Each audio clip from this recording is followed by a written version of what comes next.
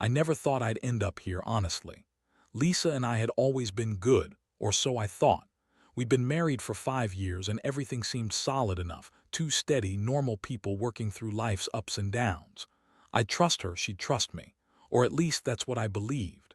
Until the day I saw her outside our apartment in that stupid parking lot with a guy I knew she had no business being with. It started a few weeks ago. Little things at first. She'd be more distant, missing dinners without warning, acting like she had a secret she couldn't share. And her phone, constantly glued to her hand, more than usual anyway. I'd ask questions and she'd brush me off with that bitchy tone she's perfected. "Relax, it's nothing," she'd say, rolling her eyes. "You're just paranoid." But I wasn't paranoid, I just had a feeling. And then I caught her lying about going to some women's support group, which turned out to be a straight-up lie.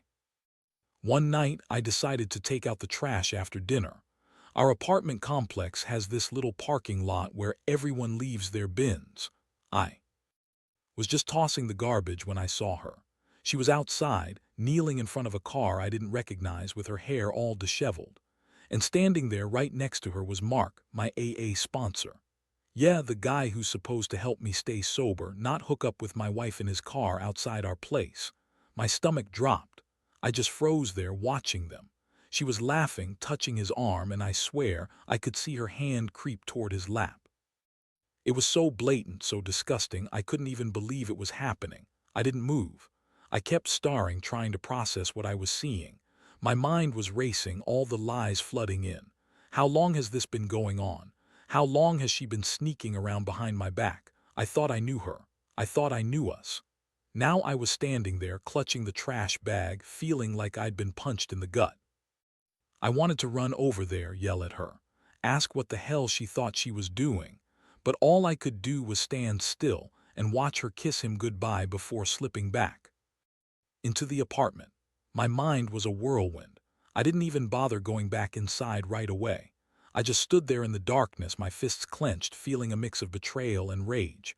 My wife cheating on me with the guy who's supposed to be helping me stay sober. How could she do this? I had trusted her, confided in her about my struggles. And she had been screwing around with him, of all people. The guy I looked up to, the guy I thought was a friend, was now part of this sick triangle. I didn't sleep that night. I couldn't. All I kept thinking about was how I'd been duped, how I'd been blind to her lies. I thought about confronting her right then, right there outside in that parking lot, but I knew if I did, it'd be chaos. Instead, I just stayed quiet, waiting for the right moment, knowing that everything in our marriage had just changed forever. This wasn't just a fling or some stupid mistake. It was betrayal on a scale I hadn't imagined. And I knew I had to figure out what to do next. The next morning, I woke up feeling like I'd been hit by a truck. My mind kept replaying what I saw over and over. Every detail seared into my brain, the way she touched him, the look she gave him, her stupid smirk when she thought no one was watching. I couldn't believe I'd been so naive, so blind. I'd always thought she was a little bitchy, but I never thought she was capable of something this cold, this calculated. I was sitting on the edge of the bed, trying to breathe, trying to figure out my next move, when she walked into the bedroom. She looked like she hadn't slept either, eyes puffy, hair all tangled, her face trying to look innocent. But I saw right through her act. She looked at me, that fake smile of hers, and said, "Good morning, did you sleep okay?" The way she said it made my blood boil. I clenched my fists and I knew I couldn't keep quiet anymore. "Don't play innocent with me," I said, my voice barely controlled. "I saw you last night outside in the parking lot, with Mark. What the hell is going on, Lisa?" Her eyes flicked nervously, but she quickly recovered her bitchy attitude. "Oh, that was nothing. Just talking, about my issues. He's a friend, that's all." She shrugged like it was no big deal, like I was overreacting, but I didn't buy it, not for a second. "Nothing, you're outside in his car, acting like you're screwing around and you call it nothing." I shot back, my voice rising. "You think I don't see what's happening? I saw you kissing him goodbye. I saw your hand on his lap, Lisa. Don't lie to me." She scoffed and crossed her arms. "Oh, please, I was just talking to him. You're overthinking it. You're always paranoid." Her tone was dismissive, but I could see the little flicker of guilt in her eyes, the way she avoided eye contact. I knew she was lying. It hit me like a freight train. She'd been lying to me this whole time. All the little excuses, the late nights, the secret phone calls, they all added up. I felt humiliated, angry, and heartbroken all at once. But I also knew one thing: I couldn't just let this go. I had to confront her, no matter how much it was going to hurt. I looked her straight in the eyes and said, "You're done lying, tell me the truth. Are you sleeping with Mark?" Her face twisted in a defensive sneer, the kind she always used when she was about to lie her way out of something. "Why would I do that? That's crazy," she hissed. "He's just my counselor. I was seeking guidance, that's all. You don't understand what I'm going through. I needed someone to talk to." I shook my head in disbelief. "You think I'm stupid? I saw everything." "You're having sex with him, aren't you? How long has this been going on?" She looked away, then rolled her eyes. "You're blowing this out of proportion as usual. I don't owe you an explanation for every little thing I do. Maybe if you weren't so damn insecure, I wouldn't have to seek comfort elsewhere." That comment stung worse than anything else. Insecurity. I'd been fighting my own battles to stay sober, to keep my life together, and now I'm the insecure one. It was like she was trying to make me the villain, to shift all the blame onto me for her own affair. I felt like I was drowning in a sea of betrayal and she was just throwing gas on the fire. I wanted to scream, to yell at her, to demand she come clean, but I knew it wouldn't do any good. Her words didn't matter anymore. The damage was done. The trust, the love we had, gone. All I could do was stand there, feeling the cold realization that my marriage was over, that I'd been played for a fool. I left the room then, not knowing what to do next. I needed time to think, to process what I'd seen and heard. But deep down, I already knew. The woman I loved had been cheating on me with the one person I thought I could trust to help me stay sober. The betrayal cut so deep that I wasn't sure I'd ever recover from it. The days that followed were a blur of anger, disbelief, and a sinking sense of betrayal I couldn't shake.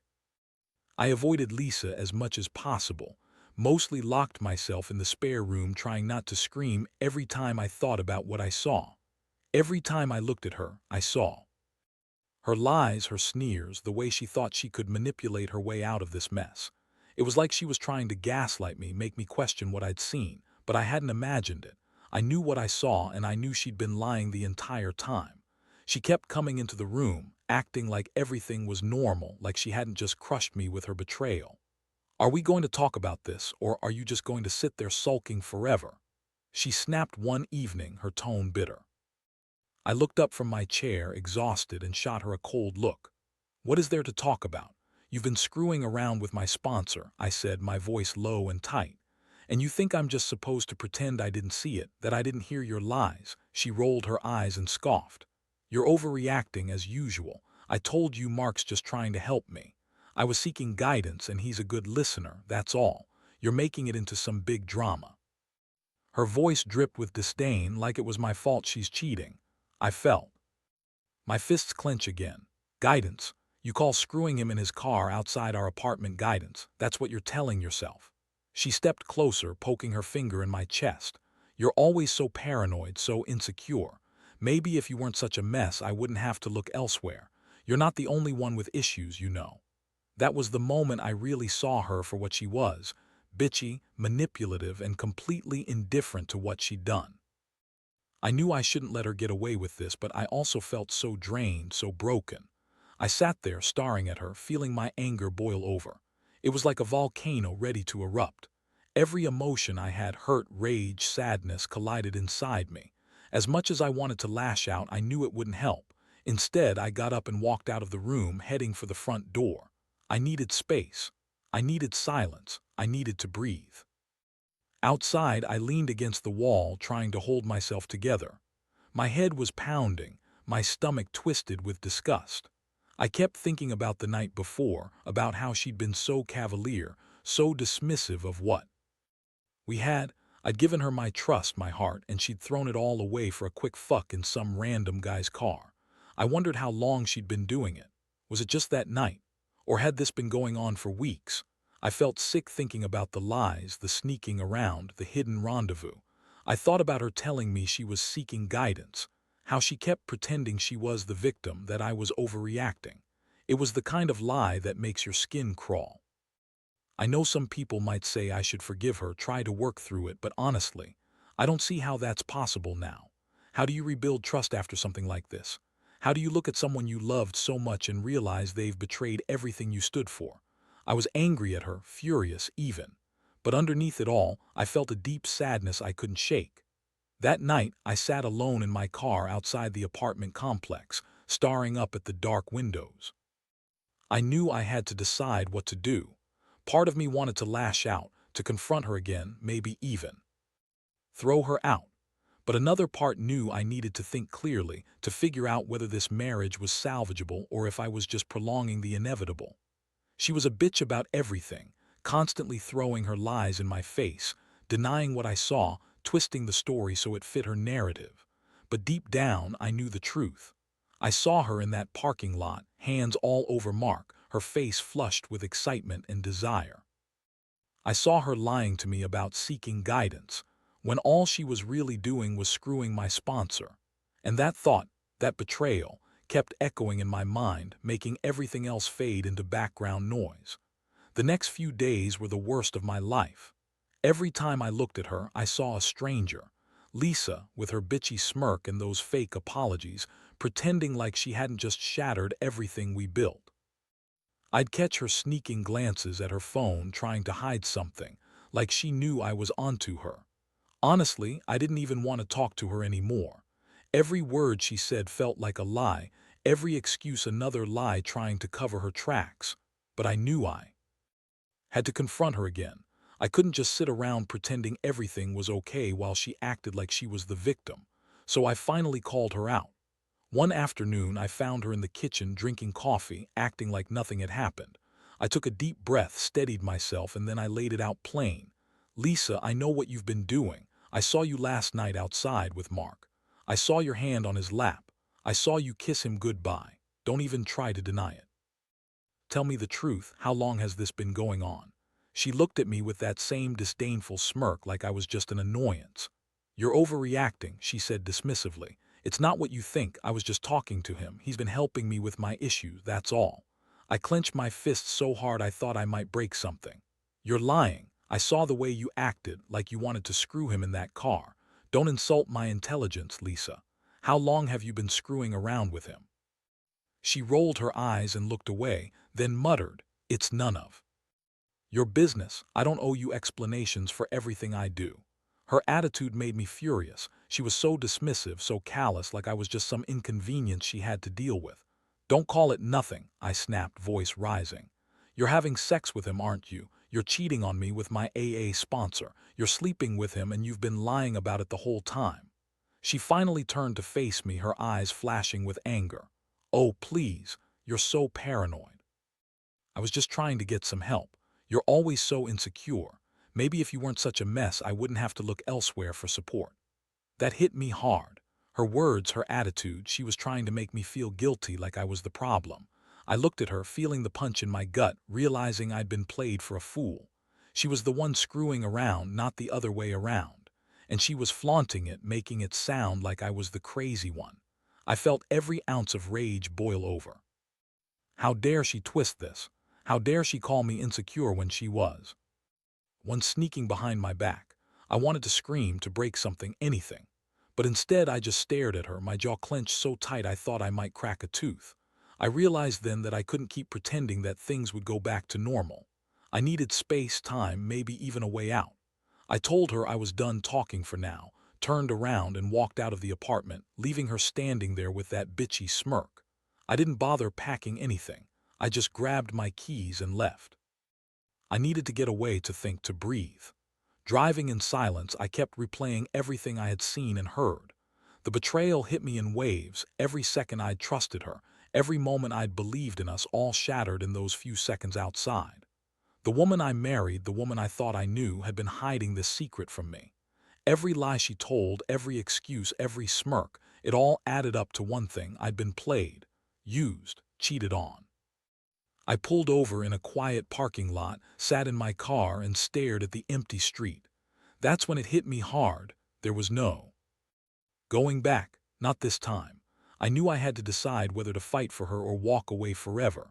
Deep down, I knew I was close to the point of no return. And honestly, part of me didn't want to save this anymore.